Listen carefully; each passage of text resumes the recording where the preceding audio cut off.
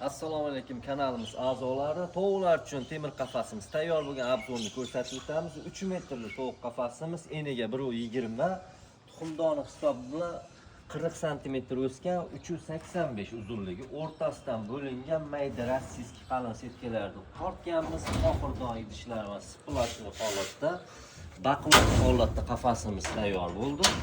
Eshiklari profildan, ichiga odam kirsa bemalol ko'taradi. Mana o'noqlari yetarli darajada. Ichlari esa silliq MDF tekstillardan tortganmiz, tepaga steklovatlarni qo'yganmiz.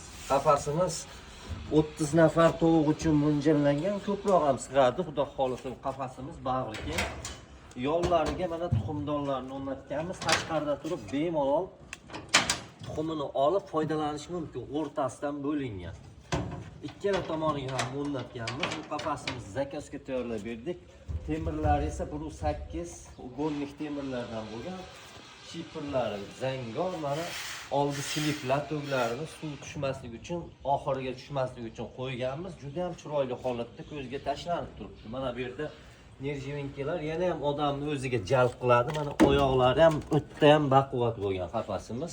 Kimga shunday xizmatlarimiz kerak bo'lsa, nomerlarimizni qoldiramiz. Bemalol murojaat qilib bizga aloqaga chiqishlaring mumkin. Rahmat, hammaga salomat bo'linglar.